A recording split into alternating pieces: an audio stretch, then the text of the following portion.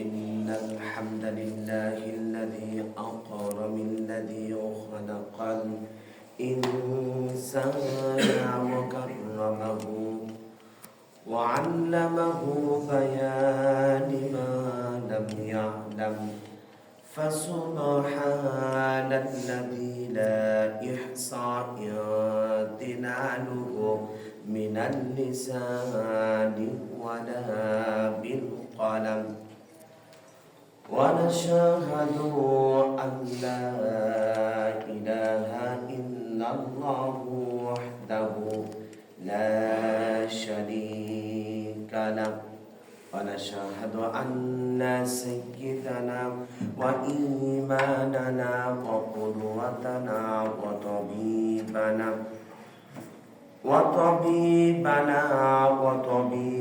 أرواحنا محمد صلى الله عليه وسلم وشر الأمور محدثاتها وشر الأمور أوسطها وكل محدثة بدعة وكل بدعة ضلالة وكل ضلالة في النار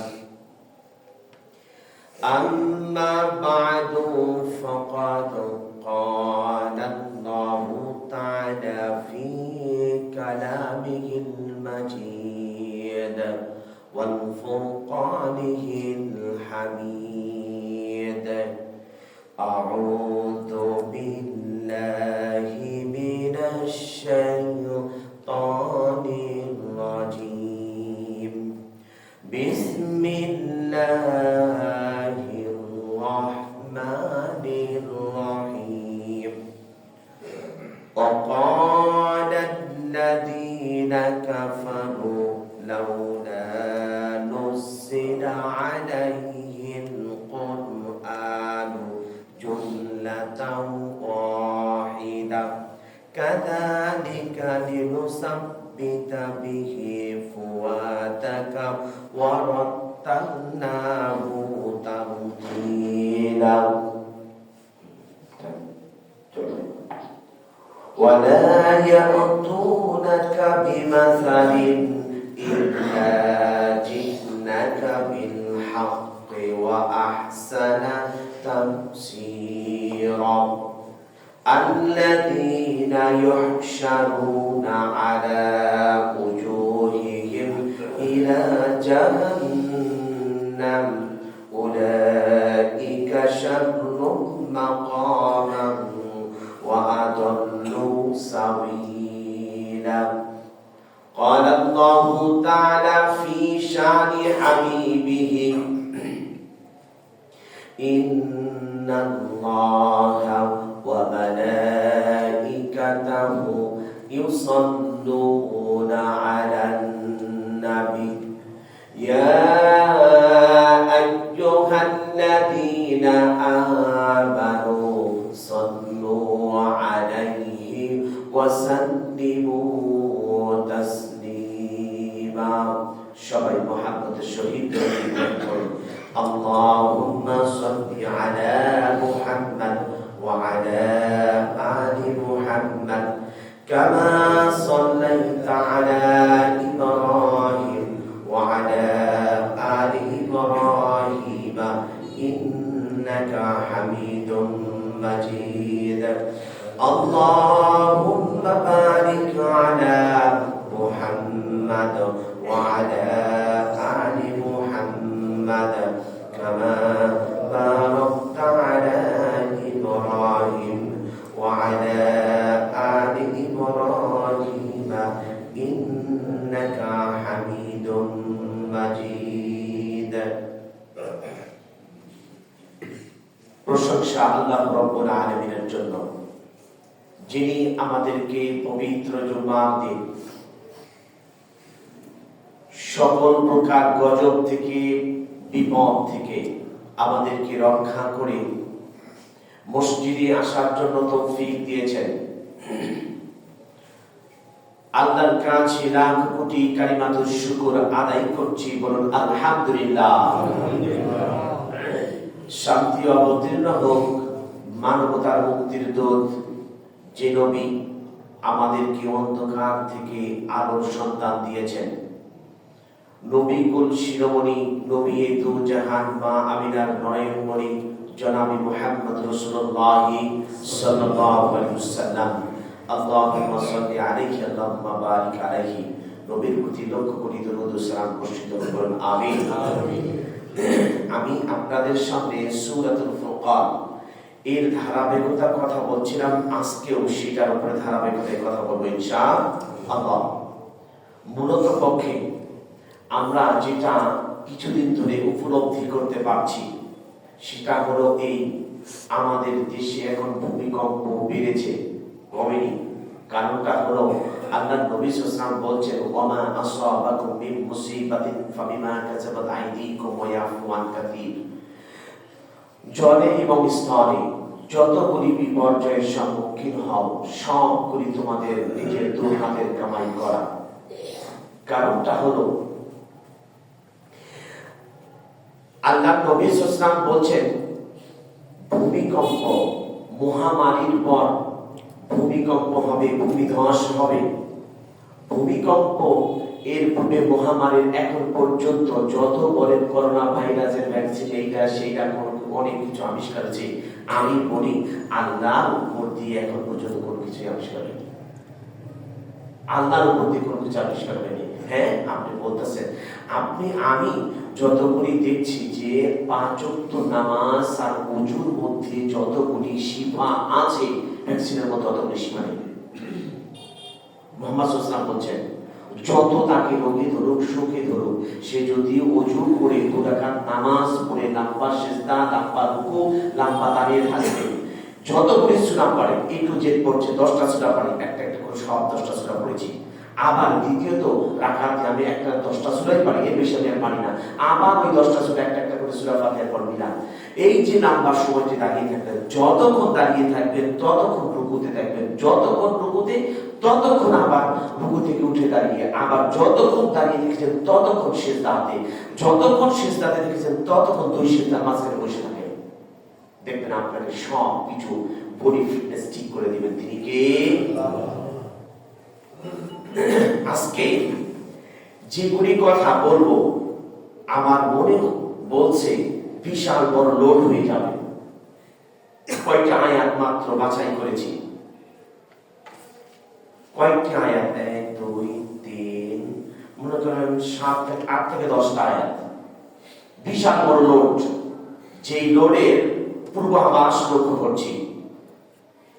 আল্লাহর নবী সাল্লাল্লাহু আলাইহি ওয়াসাল্লাম তার কাছে যে কিতাবটি পাঠাইছেন আল্লাহ পাক, আল্লাহ রাব্বুল আলামিন বলেন, লাকাদ আরসালনা রুসুলানা বিল বায়িনাতি ওয়া আনসালনা মা'আহুমুল কিতাবা ওয়াল মিজানা লিয়াকুমান্না বিল কিসত। বলেন আল্লাহু আকবার। আল্লাহ পাক বলেন, পৃথিবীতে যত নবী পয়গম্বর পাঠিয়েছি, প্রত্যেক নবী পয়গম্বরদেরকে আমি 3টি জিনিস দিয়েছি। 1 নাম্বার হলো উত্তম চরিত্র দিয়েছি, 2 নাম্বার কিতাব দিয়েছি, 3 নাম্বার মিজান দিয়েছি। উত্তম চরিত্র দিয়ে সকল পৃথিবীর মানুষগুলিকে সেই অন্ধকার থেকে টেনে বের করে আলোর সন্ধান দিয়েছেন মুহাম্মদুর রাসূলুল্লাহ সাল্লাল্লাহু আলাইহি ওয়াসাল্লাম। দ্বিতীয় নাম্বার কিতাব দিয়েছেন। এই কিতাবটা কি কেমন ছিল? আপনি আমি দেখতে পাই, বাইবেল দেখেছি, টিভি দেখেছি, জিলদাল ইসলাম দেখেছি, মহাভারত দেখেছি, কোরআন দেখেছি, সব কিছু কিতাবের কোনো বিস্তারিত নেই। কিন্তু আপনার আমার নবীর উপর যে কিতাবটি নাযিল করেছেন, তখন কিতাবকে বলা হলে, কিতাব বলো তো দেখি তুমি কার উপর নাযিল হয়েছ? সঙ্গে সঙ্গে কিতাব জবাব দেয়, নুজিলা আলা মুহাম্মাদ ওয়া হুয়াল হাক্কু মির রাব্বিহিম। আমি সেই আল্লাহর পক্ষ থেকে নাযিল হয়েছি মুহাম্মদ রাসূলুল্লাহ সাল্লাল্লাহু আলাইহি ওয়াসাল্লামের উপর। সুবহানাল্লাহ। এরপরে বলেছেন, কিতাবরে তুমি কেমন কিতাব, তোমার মধ্যে কি কোনো বিস্তারিত আছে নাকি? তুমি এর পারা কয়টি, সূরা কয়টি, আয়াত কয়টি, রুকু কয়টি, লাইন কয়টি, পবিত্র গ্রন্থ আল্লাহ পাক নাজিল করেছেন, একটি কোরআনুল কারীম নাজিল করেছেন, এর অসংখ্য নাম আছে। যেমন তাফসীরে তাবারিতে 39টির মতো পাওয়া যায়, তাফসীরে খাজিনী 50টিরও অধিক এই কোরআনুল কারীমের নাম পাওয়া যায়। একটি কোরআন দিলেন, এই কোরআনের মধ্যে 30টি পারা আছে, 114টি সূরা আছে, 6236টি আয়াত আছে। আমরা মশহুর যেটা জানি 6666টি আয়াত, কিন্তু গণনা করলে পাওয়া যায় 6236টি আয়াত। এরপরে রুকু আছে 550টি, জবর আছে 52234টি, জের আছে 39582টি, পেশ আছে 8804টি। আল্লাহ পাকের হাবিব সাল্লাল্লাহু আলাইহি ওয়াসাল্লাম বলেন তাসদীদ আছে 1434টি, এরপরে জজম আছে 1791টি, এরপরে তাসদীদ সিজদার আছে 14টি, এরপরে 3,23,671টি আছে, এরপরে মুনজিল আছে 7টি। আল্লাহর হাবিব সাল্লাল্লাহু আলাইহি ওয়াসাল্লাম বলেন এই কিতাবটি মূল তথ্য দিলেন, এই কিতাবের মধ্যে যার কাছে নাজিল করেছেন উনি বলেছেন আপনার আমার নবী জনাবে মুহাম্মদ রাসূলুল্লাহ সাল্লাল্লাহু আলাইহি ওয়াসাল্লাম, তিনি বলেন এই কিতাবটির মধ্যে যতগুলি নবী পয়গম্বরদের নাম এসেছে তার তালিকা অনুযায়ী আদম আলাইহিস সালামের নাম স্পষ্টভাবে এসেছে 25 বার। এরপরে মুসা আলাইহিস সালামের নাম আছে 136 বার, ইব্রাহিম আলাইহিস সালামের নাম আসছে 69 বার, নূহর নাম আছে 39 বার, লূতের নাম আসছেন 27 বার, ইউসুফ আলাইহিস সালামের নাম আসছেন 27 বার, ঈসার নাম 25 বার, ইসমাঈলের নাম 12 বার, ইসহাকের নাম 17 বার, ইয়াকুবের নাম 16 বার, সুলাইমান আলাইহিস সালামের নাম আসছেন 17 বার। বলেন আল্লাহু আকবার। দাউদ আলাইহিস সালামের নাম আসছেন 16 বার, ইউনূস আলাইহিস সালামের নাম আসছেন 4 বার, জাকারিয়ার নাম আসছেন 7 বার, ইদ্রিস আলাইহিস সালামের নাম আসছেন 2 বার, হুদ আলাইহিস সালামের নাম আসছেন 7 বার, সালিহ আলাইহিস সালামের নাম আসছেন 9 বার, শুআয়ব আলাইহিস সালামের নাম আসছেন 21 বার। আর আপনার আমার নবীর নাম পুরা কোরআনুল কারীমে সরাসরি যেগুলি অসংখ্য এসেছে, কিন্তু তার মধ্যে সরাসরি 4 বার আয়াত আকারে কোড করে আল্লাহ পাক নাজিল করে দিয়েছে। এটা হলো আপনার আমার কিতাবের সংক্ষিপ্ত পরিচিতি। এখন এই কিতাব দিয়ে যদি আপনি আমি দেখি, তাহলে আপনি আমি বুঝতে পারবো আপনার আমার যেমন পরিচয় আছে, ঠিক তেমনি ভাবে আপনার আমার পিতার পরিচয় আছে। আল্লাহ পাক করেন বান্দারে আমি যে তোমাদেরকে সৃষ্টি করলাম আমারও একটি পরিচয় আছে, আমারও গুণ আছে, আমারও যশ আছে, আমারও খ্যাতি আছে, সব কিছু আছে। বান্দা একবার যদি শোনো তাহলে তুমি বুঝতে পারবে। সবাই বলুন আল্লাহু লা ইলাহা ইল্লা হুয়াল হাইয়ুল কাইয়্যুম লা তা'খুযুহু সিনাতুন ওয়া লা নাওম। এই আল্লাহ শব্দটির কয়টা অক্ষর? প্রথম হচ্ছে আলিফ, লাম, লাম, হা। এই 4টি অক্ষর দিয়ে আল্লাহ পাক বলেন তুমি যখন নামাজ শুরু করো এর শুরুতে আমার নাম, তুমি যখন রুকুতে যাবে তখনও আমার নাম, এরপরে আজানের শুরুতে আমার নাম, প্রত্যেকটি কাজে আমার নাম। বড় বড় বিস্ময়কর জিনিস দেখলে আল্লাহু আকবার বলো। আবার তুমি তোমার যে শেষ নামাজটি পড়ছো, জীবনের শেষ নামাজ, ওই নামাজের শুরুতে আমার নাম, যখন সালাম ফিরিয়ে দিবে ওই সময় আমার নাম। বলেন আল্লাহু আকবার। আল্লাহ পাক বলেন বান্দা আমি কেমন আল্লাহ, আমার পরিচয়টা শোনো।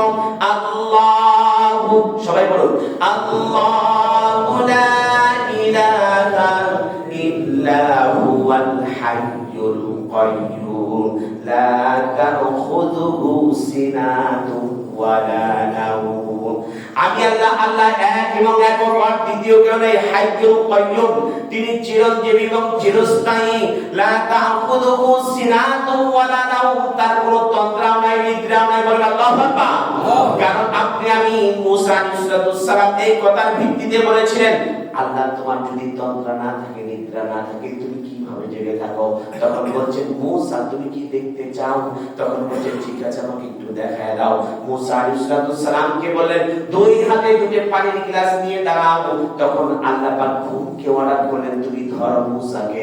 যখন মুসাকে ধরেছেন, ধরার সঙ্গে সঙ্গে হাতটা শীতল হয়ে গ্লাসে যখন পানি লেগে লেগে টক্কর লেগে গ্লাস যখন চানাচুর হয়ে গেছে, তখন বলেছেন, মুসা রে, তুমি যেভাবে ঘুমের কারণে তোমার সব কিছু গ্লাস চানাচুর হয়ে গেছে, দেখতে চৌচির হয়ে গেছে, আর আমি আল্লাহ আমার যদি তন্দ্রা থাকতো, নিদ্রা থাকতো, তাহলে আমার মাখলুকাত সকল সৃষ্টি ভেঙে চানাচুর হয়ে যেত।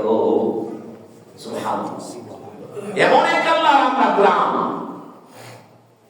পৃথিবীতে মানুষ আবার বলে, আমি তোমার গোলাম, মুখের গোলাম, মুখের গোলাম, মুখ এইটা করতে, মুখ এইটা করতে, মুখ এইটা করতেছে।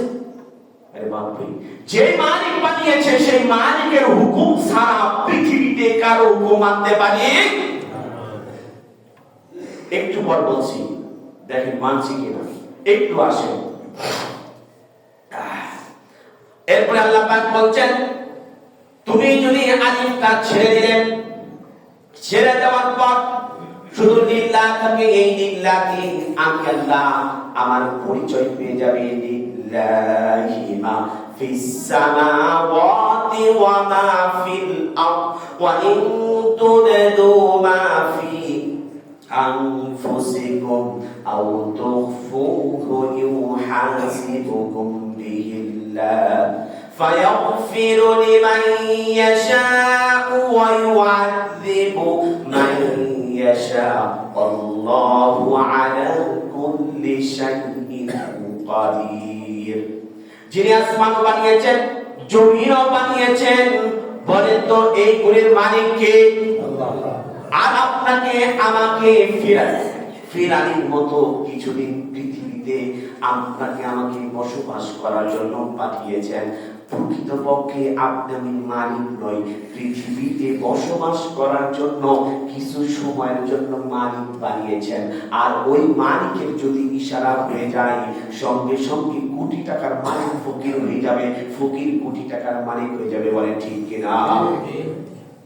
এরপরে আল্লাহ পাক বলেছেন, যদি তুমি এটা একটা লাম ছেড়ে দিলেন, লাম ছেড়ে দেওয়ার পর থাকে লাহু, এই লাহু দিয়ে আমি আল্লাহ আমার পরিচয় পাবেন।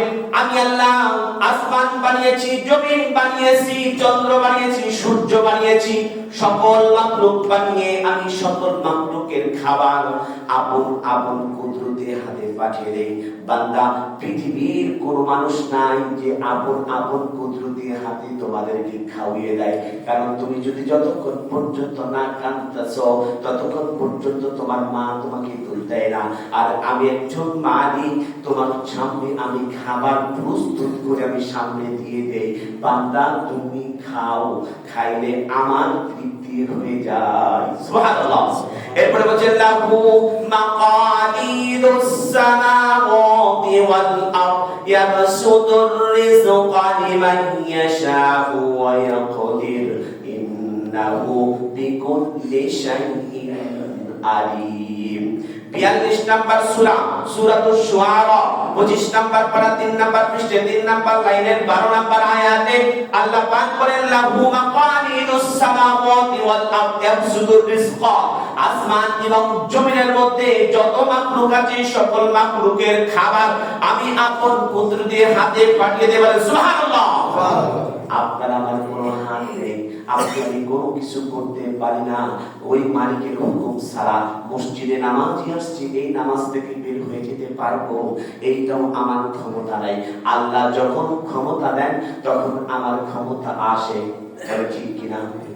وَكَأَيٍّ مِّن دَابَّةٍ لَّا تَحْمِلُ رِزْقَهَا اللَّهُ يَرْزُقُهَا وَإِيَّاكُمْ وَهُوَ السَّمِيعُ الْعَلِيمُ। 29 নাম্বার সূরা সূরাতুল আনকাবুত 21 নাম্বার পারা 2 নাম্বার পৃষ্ঠা 9 নাম্বার লাইনের 60 নাম্বার আয়াত আল্লাহ পাক বলেন বান্দারে এই যে যতগুলি স্থল ভাগে জলস্থল ভাগে যতগুলি প্রাণী আছে সকল প্রাণীর খাবার এমন প্রাণী আছে যার কোনো মওজুদ নাই মানুষ আর পিঁপড়া সারা পৃথিবীতে কোনো প্রাণী তার খাবারকে মওজুদ করে না কারণ পিঁপড়া 6 মাসের খাবার তার মওজুদ করে রাখে মানুষ তার 12 মাসের খাবার অথবা 12 বছরের খাবার একসঙ্গে মওজুদ করে রাখে তার ব্যাংক আছে ব্যালেন্স আছে সব কিছু আছে কিন্তু আল্লাহ পাক বলেন সিটিগালের কোনো ব্যাংক ব্যালেন্স নাই পাতিশিয়ালের কোনো ব্যাংক ব্যালেন্স নাই কুমিরের কোনো ব্যাংক ব্যালেন্স নাই ব্যাংকের কোনো ব্যাংক ব্যালেন্স নাই সব কিছুর কোনো ব্যাংক ব্যালেন্স নাই ওই প্রাণীগুলির খাবার আমি আল্লাহ আপন কুদরতে হাতে পাঠিয়ে দেই বলেন সুবহানাল্লাহ এরপরে দেখুন আল্লাহ পাক বলেন বান্দা এই লাহুটার লাম ছেড়ে দিলে থাকে হু আল্লাহ পাক বলেন ও হুয়াল গফুরুর ওয়াদুদ যুল আরশিল মাজিদ আবার অন্য তরে বলছেন ইন্নাহু হুয়াল গফুরুর রহিম আল্লাহ পাক বলেন নিশ্চয় আমি ক্ষমাশীল বান্দা যত পাপ করো পাপ করার পর তুমি যদি এসে সিজদা দিয়ে গভীর রজনীতে আমার কাছে মাফ চাও রব্বুল আলামিন আমি পাপ করেছি তুমি আমাকে মাফ করো তুমি ছাড়া আর কেউ নেই আমি জিনা করেছি জুলুম করেছি সব খারাপ কাজ করেছি পৃথিবীতে এমন কোনো গুনাহ নাই যে আমার দ্বারা সংগঠিত হয় নাই তুমি কার কাছে না শেয়ার করে আমি আল্লাহ আমার কাছে শেয়ার করো আমি আল্লাহ তোমার জীবনের সম্পূর্ণ গুনাহ খাতা মাফ করে দিয়ে জান্নাতুল ফিরদাউস তোমাকে দান করে দিব এটা হলো আল্লাহ পাকের পরিচয় এখন এই আল্লাহ পাকের সঙ্গে শরীক স্থাপন করলে আপনার মুসলমান লা ইলাহা ইল্লাল্লাহ পড়েছি কালিমা পড়ার পর আপনি আমি কিন্তু বিশাল আকারে পাপ করে বসছি আপনি আমি এটা মনেই করি এটাই পাপ আমরা পাপ যে করছি মনেই করছি এটা পাপ এখন কি আমার মা বলেছে যে তুমি অমুক জায়গাতে গিয়ে এই মান্যতা দিয়ে আসবা দেশটা আমার সফল হবে দেখেন ঠিক এমনি ভাবে এখন বর্তমান নির্বাচনী প্রচারণা চলছে এর মধ্য দিয়ে অসংখ্য অগণিত শিরিক করছি যা নামাজের পরে মোবাইলটা খুললে দেখতে পাবেন অমুক নেতাজি অমুক মাজারে গিয়ে দোয়া করেছেন অমুক মসজিদে গিয়ে নামাজ পড়ে সব কিছু করেছেন অমুক জায়গাতে গিয়ে জিয়ারত করেছেন অমুক জায়গাতে এটা গিয়ে করছেন আপনি 2 রাকাত নামাজ পড়ে যদি আল্লাহর কাছে চান এতে কোনো পাপ আছে ভাই বলেন পাপ আছে আমি যদি বলি যে অমুক জায়গাতে যেতে হবে অমুক জায়গাতে এটা করতে হবে কেন আল্লাহ ছাড়া পৃথিবীতে দিবার কোনো মালিক নেই বলে ঠিক না আপনি কি চাই কিনা ঠিক ওই ব্যক্তির সঙ্গে যতগুলি সঙ্গ দিচ্ছেন যতগুলি যাবেন সবগুলি শিরকের গুনাহ আমলনামায় উঠবে মনে করেন না হুজুর এটা কিভাবে বলছেন দেখেন প্রমাণ মিলান 9 নম্বর সূরাতুত তাওবা 10 নম্বর পারা 9 নম্বর পৃষ্ঠার 3 নম্বর লাইনে 23 নম্বর আয়াত আল্লাহ কি বলছেন ইয়া আইয়ুহাল্লাযীনা আমানু লা তাত্তাখিযু আবাআকুম ওয়া ইখওয়ানাকুম আউলিয়া إن استحبوا الكفر على الإيمان ومن يتولهم منكم فأولئك هم الظالمون হে ঈমানদাররা আল্লাহ পাক পরিষ্কার দিচ্ছেন হে ঈমানদাররা ঈমানের পরিবর্তে তোমাদের কুফরি যদি বেশি হয়ে যায় ওয়াইখানাকুম ওয়া আবাউকুম ওয়াইখানাকুম তোমার বাবা হোক আর সে ভাই হোক তুমিও তাকে ছেড়ে দাও আউলিয়া ইস্তাহাব্বুল কুফরা সে তোমার কখনো বন্ধু নয় ইস্তাহাব্বুল কুফরা ঈমানের থেকে তোমার কুফরির মান উদ্রেক করে ফেলছে দেখেন وَمَن يَتَوَلَّهُم مِّنكُمْ فَأُولَٰئِكَ هُمُ الظَّالِمُونَ। ওরা হলো নিঃসন্দেহে গোমরাহী। তুমি যদি গোমরাহ থেকে ছুটে না আসো, তাদেরকে যদি না ছেড়ে দাও, তোমরা ওই গোমরাহর মধ্যে পড়ে যাবে। সরাসরি কোরআনের আয়াত বলছে। এরপর কেউ করেছে মূর্তি পূজা সামনে রাখিয়া, কেউ করেছে মানুষ পূজা দাফন করিয়া, কেউ করেছে মূর্তি পূজা সামনে রাখিয়া, কেউ করেছে মানুষ পূজা দাফন করিয়া। আপনার আমার কিছুদিন আগে দুর্গ হয়েছে, ওরা সামনে রেখে করেছে, আর আপনি আমি মুসলমান দাফন করে ওইটার উপর ফুল দিয়ে পূজা করছি। বলেছেন মুহাম্মদ রাসূলুল্লাহ। বোঝার চেষ্টা করুন, এখনো আমাদের ঈমানের মধ্যে অনেক ত্রুটি আছে, যা আমরা এখনো মেনে নিতে পারছি না। বলি ভাই হুজুর, এটা কিন্তু আপনার বিরুদ্ধে কথা বলছেন, এটার বিরুদ্ধে সেটার বিরুদ্ধে না। ভাই আমি কোটেশন দিচ্ছি, আল্লাহি আল্লাহর কসম করে বলছি, আমার ব্যক্তিগত কোনো মত প্রকাশ করছি না। আপনি দেখেন, এরপরে দেখেন আপনার আমার মুসলিম জাতির পিতার নাম কি? সবাই বলেন, মুসলিম জাতির পিতার নাম কি?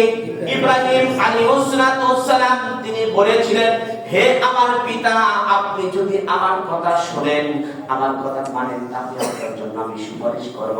তখন আল্লাহ পাকের কাছে ইব্রাহিম আলাইহিস সালাম বলেছিলেন, আল্লাহ গো, আপনি আমাকে 100 অধিক আমাকে পরীক্ষা করেন।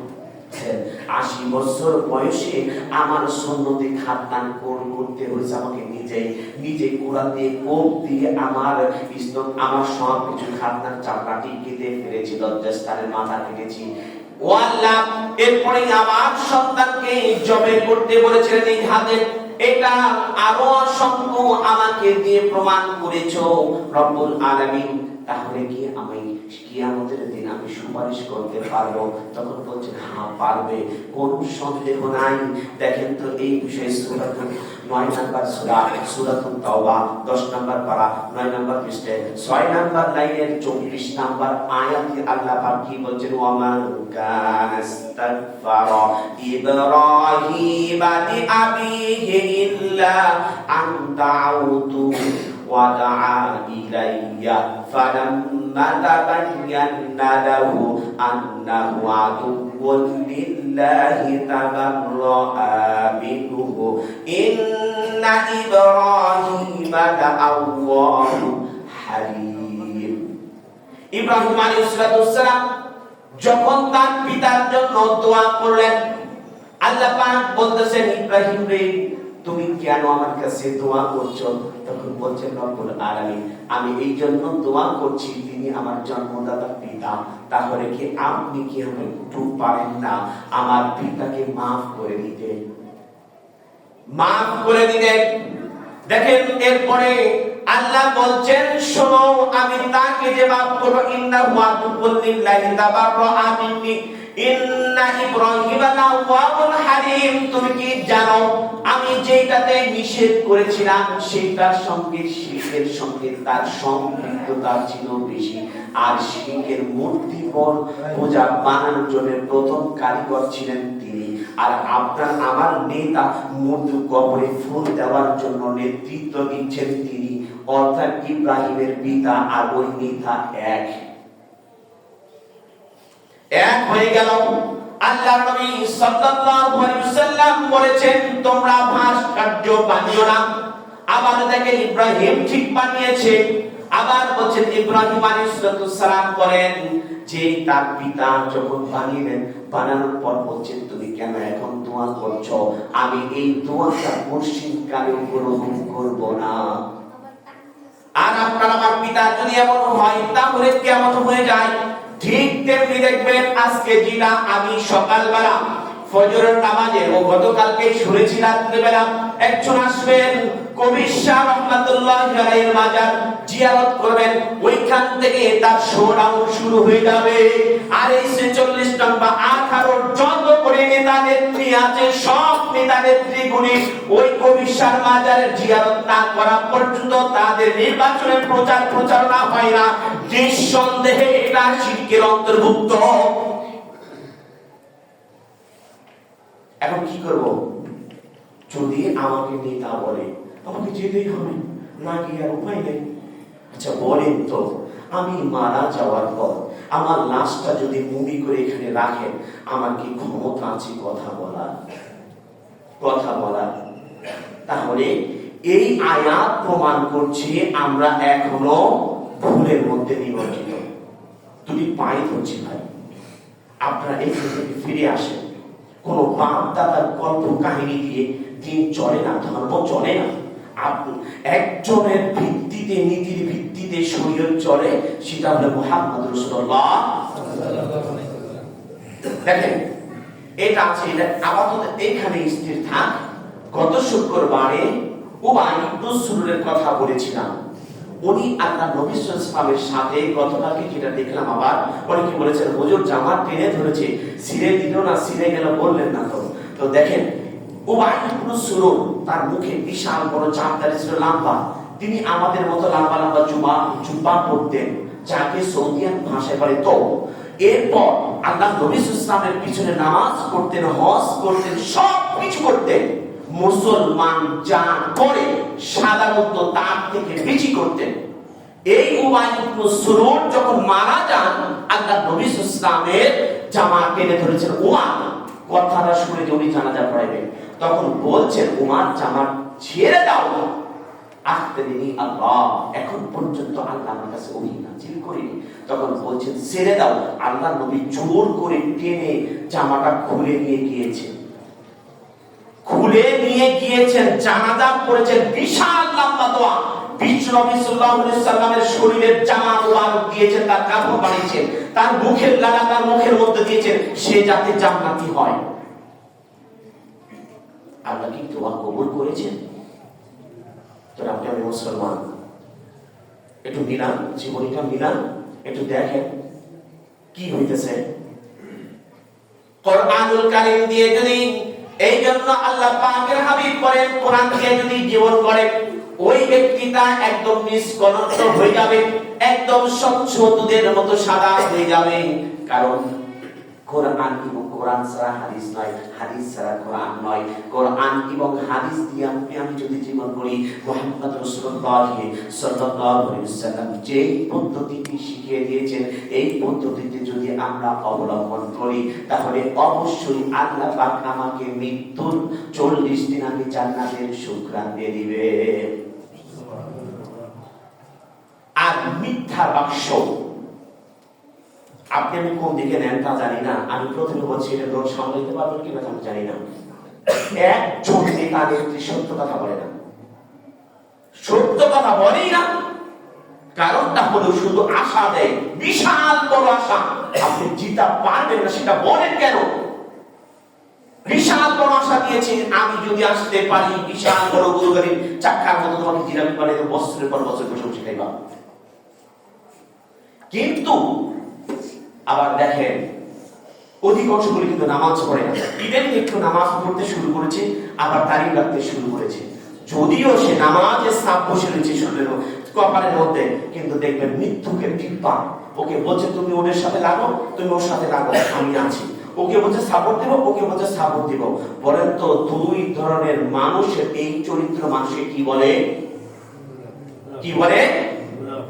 তাহলে যদি মুনাফিক বলে, আপনি এখানে বলে গিয়েছেন, আমি একজন নেতাকে জিজ্ঞাসা করছিলাম আপনি নির্বাচিত হলে আমার ভোট আপনি কি করবেন? তখন আমাকে ভরা মজলিসের মধ্যে তার পিএসকে ডাক দিয়ে বলছে এই হুজুরটা কোন জায়গা দেখাও তো। আপনাকে আমাকে বলতেই হবে, বলতেই হবে। আল্লাহ শিখিয়েছেন আপনাকে আমাকে।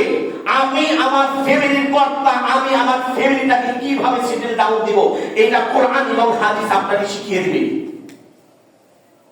কথা বলতে গেলে বলে হুজুর কি কথা বলে, খালি কোরআন এবং হাদিস।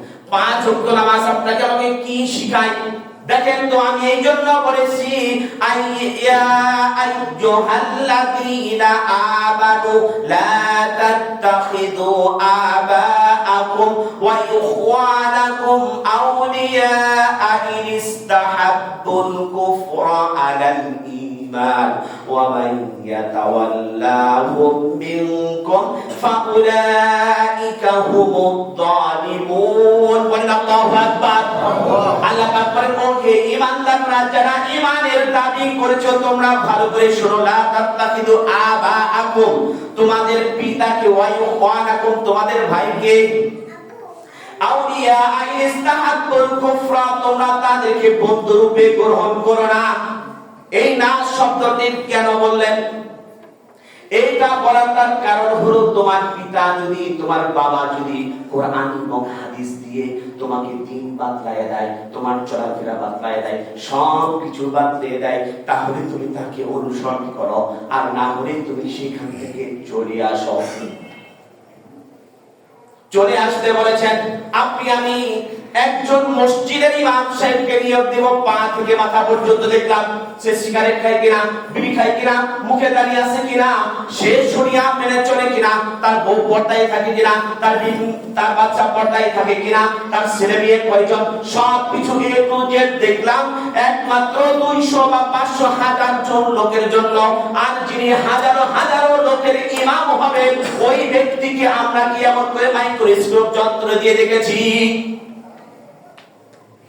নামাজ হবে কিনা একটু দেখেন।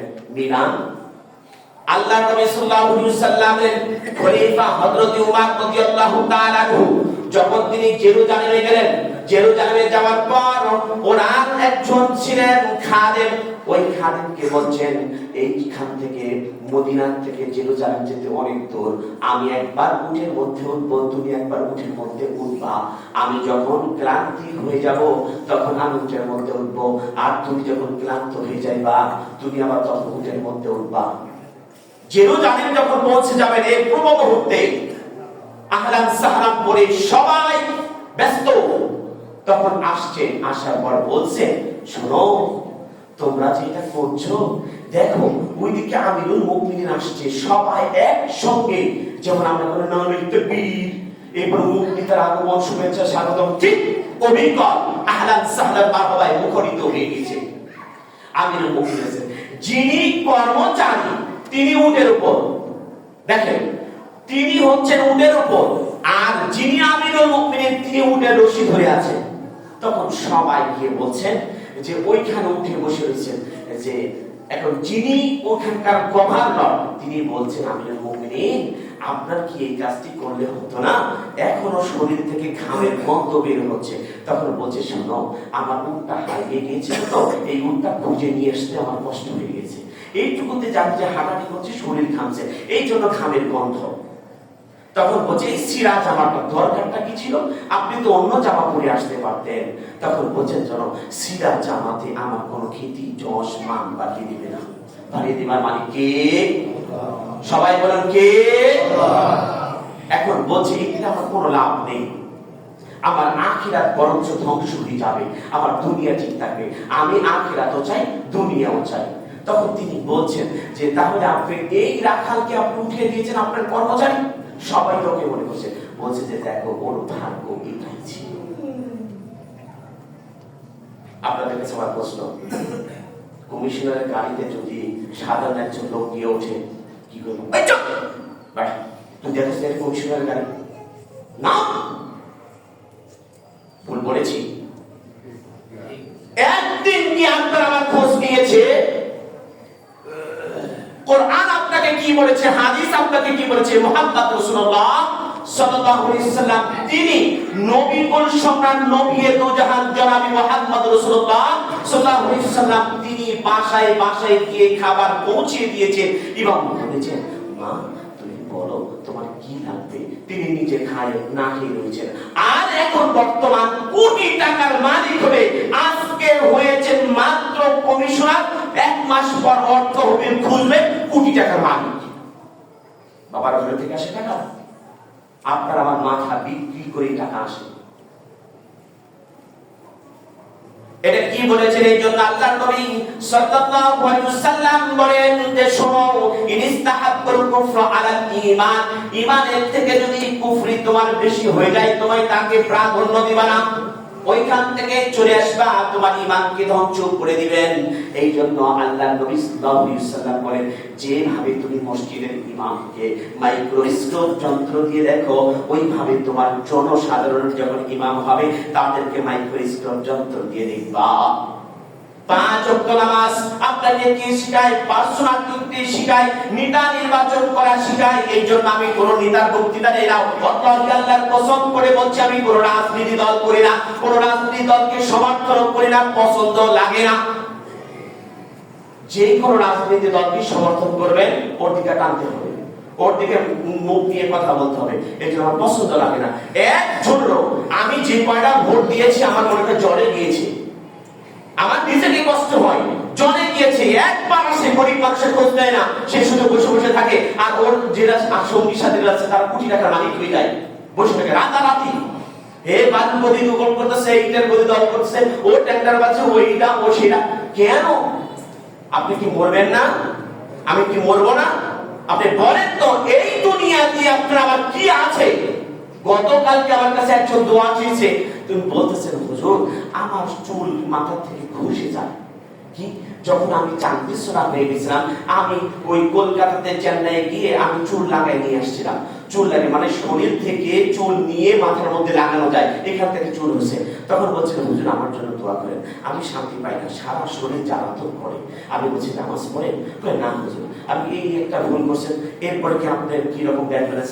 হুজুর টাকার অভাব নেই, আল্লাহ যা দিয়েছে। তাহলে আপনাকে জাকাত দেন? না হুজুর এটাও হিসাব করে দেয় না। হজ করেছেন? না হুজুর এটাও করিনি। তাহলে আপনাকে যেটা জিজ্ঞাসা করি আপনি সেটাই করেনি, তাহলে কি করেছেন? তা আপনার এই টাকা খাবে কি মারা যাওয়ার পর? কে খাবে আপনার এই টাকা? তখন বলছেন হুজুর দোয়া করে আজকে থেকে ঠিক হয়ে যাব। কারণ আমরা ওই সময়কে আল্লাহকে মানি, যে আল্লাহ মসজিদে দরকার সেই আল্লাহ আপনার ঘরে দরকার, যে আল্লাহ আপনার মসজিদে দরকার সেই আল্লাহ আপনার সংসারে জীবনে প্রত্যেকটা ক্ষেত্রে সেই আল্লাহকে দরকার। যেই কোরআন মসজিদে আপনি তিলাওয়াত করে নামাজ পড়েন, এই কোরআনটা আপনার সংসারে দরকার। যেই দিন মসজিদে ফজরের জামাতে জুম্মার দিনের মতো মুসল্লি হবে, সেই দিন আল্লাহর রহমত আসমান ফেটে দিয়ে দিবেন। তিনি কে? বলেন তো কয়জন আজকে ফজর নামাজ পড়েছি? কয়জন আজকে ফজর নামাজ পড়েছি? নিজের মনকে জিজ্ঞাসা করেন। আমি লজ্জার কোনো কথা বলতেছি না, নিজেকে জিজ্ঞাসা করেন আমি ফজর নামাজ পড়েছি কিনা। মসজিদে আসতে পারিনি, পাশে উঠে কয়জন পড়েছেন? আপনার আমার দেশে ভূমিকম্প হবে না, তাহলে সুইজারল্যান্ড আয়ারল্যান্ডে হবে? বলেন কেন হচ্ছে?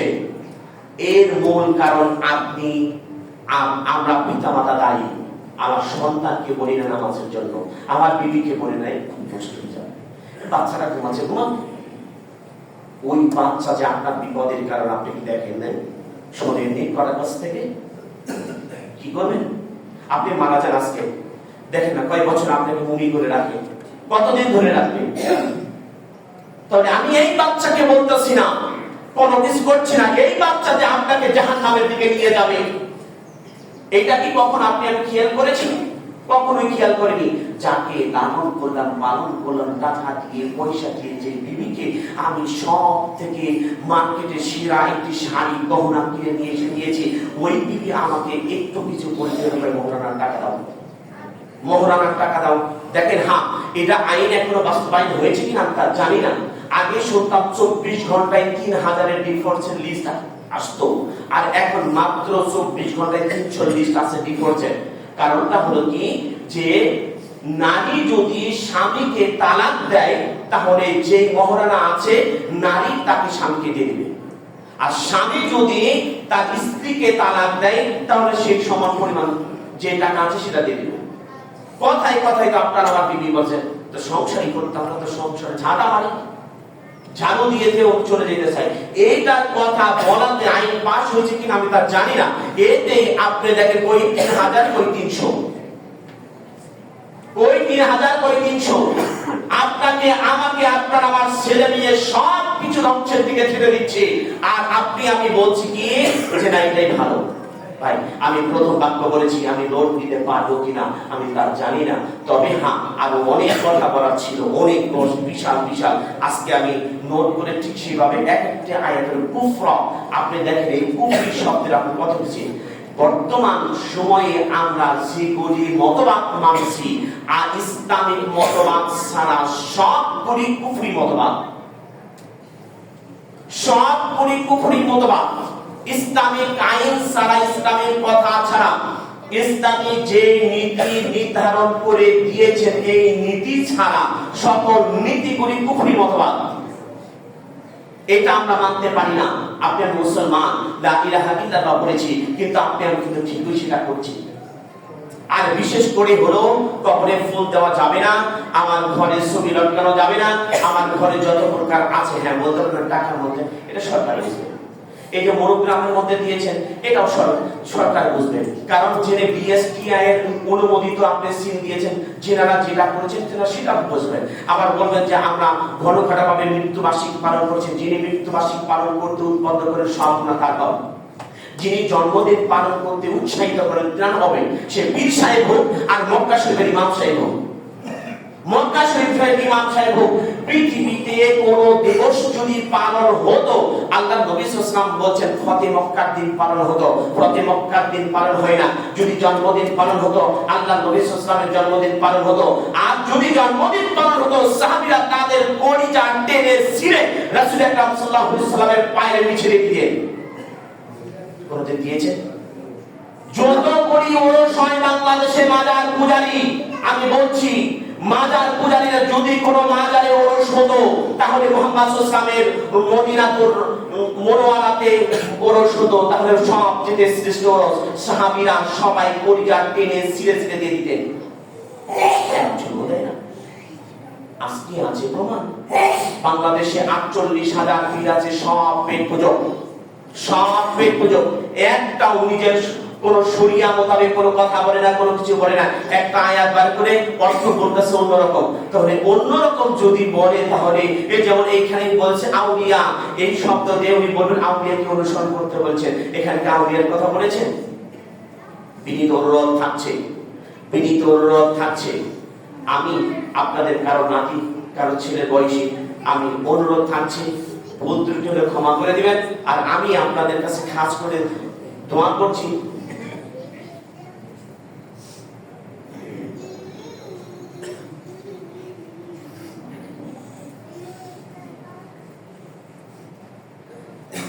দেশ নেত্রী বেগম খালেদা জিয়ার জন্য দোয়া চেয়েছেন। উনি খুব অসুস্থ, মনে হয় লাইফ সাপোর্টে আছে।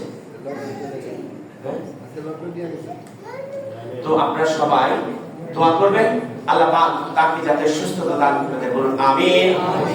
এরপরে আমাদের ইয়াহিয়াউস সুন্নাহ, এই যে আমাদের পাশে একটি ফাউন্ডেশন, এখানে 11 এবং 12 তারিখ বৃহস্পতিবার শুক্রবার আমাদের ওয়াজ মাহফিল।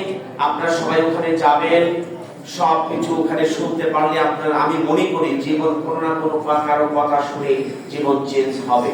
যেমন আজকে আমার কাছে একজন অনলাইনে মুসলমান হওয়ার কথা আছেন, উনি বলছেন আমি ফোন দিব, সহ পরিবার সহ আমার এখন মিশন এটাই, নিজের পকেটের টাকা খরচ করে নিজে ঠিক মতো খেতে পারি না, তারপরেও আমি কাজ করছি তাই আল্লাহর জন্য। কেন? যে এপারে মত ওপারে যেন আল্লাহ পাক জান্নাত দেন, এপারে মত ওপারে যেন জান্নাত দেন। আমার টিউশনি যেগুলি করি, এই কম পরিশ্রম করি, ঈশার নামাজ পড়ে যাই ওয়াজ মাহফিলে, অথবা কষ্ট করে টিউশনিতে যাই, ওই টিউশনির টাকা পুরোটাই আমি এখন এই দিনের কাজে ব্যয় করছি, দিনের কাজে ব্যয় করছি, যাতে তারা দিন বোঝে, দিনের দিকে আছে, ইসলাম গ্রহণ করে। পুরো সহপরিবার মনে হয় 10 থেকে 11 জন সদস্য আছে ওই ফ্যামিলিতে। আপনাদের কাছে দোয়া চাই। তবে আপনাদের জন্য আমি বিশেষ করে দোয়া করি, এখানে আসার পর আমি এসএসসি পরীক্ষা দিয়েছি, এইচএসসি দিয়েছি এবং ভার্সিটিতে অ্যাডমিশন নিয়েছি। ওইখানে থাকতে আমি লাহোর কামিল করেছি ওই মসজিদে। এখানে এসে যে আমাকে পড়ার সুযোগ করে দিয়েছেন, ওয়াজ মাহফিলে যাওয়ার জন্য সুযোগ করে দিয়েছেন, এর জন্য আপনাদের কাছে আমি চিরকৃতজ্ঞ এবং দোয়া করছি আল্লাহ পাক আপনাদের সকলকে কবুল করে নিন, আমিন।